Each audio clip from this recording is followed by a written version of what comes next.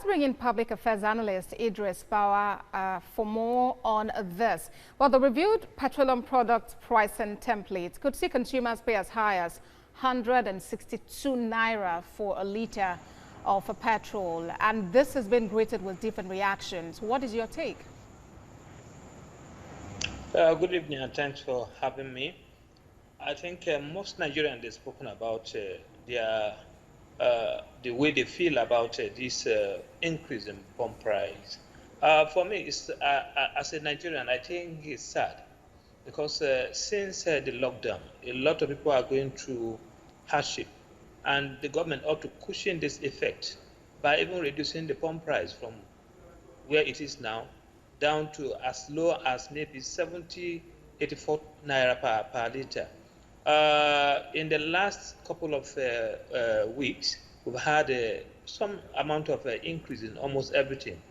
You look at the value-added tax, that one has been increased. You look at the tariff we pay on electricity, is already increased. And now we're talking about fuel increment.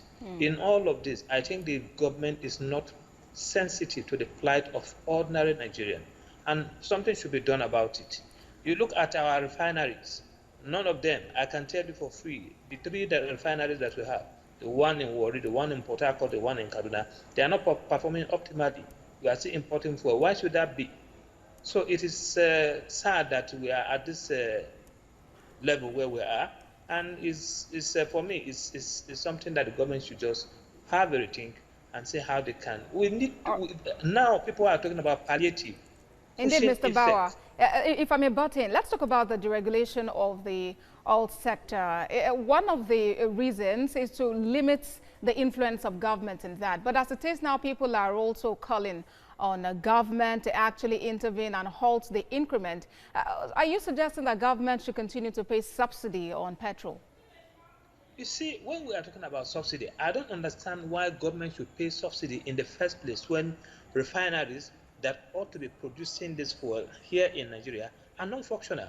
As we speak now, government is spending over billions of naira in all the three refineries that are not working.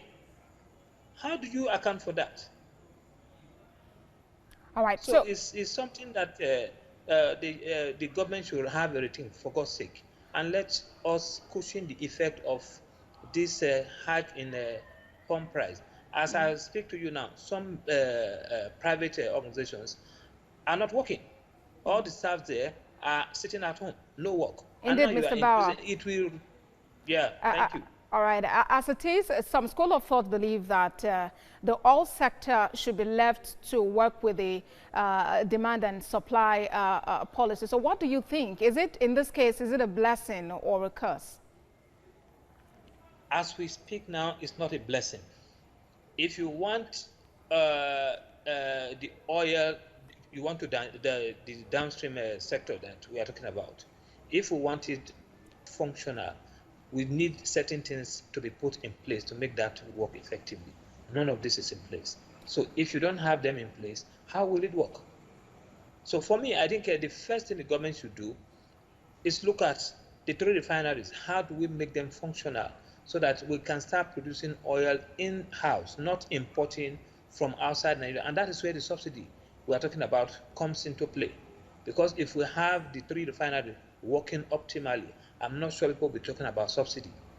All right, because Mr. Bawa, the amount of money spent in producing oil is going to be lesser than what we are experiencing now. All right, thank you so much for joining us at this time. Public Affairs Analyst Idris Bawa. It's my pleasure. Good evening.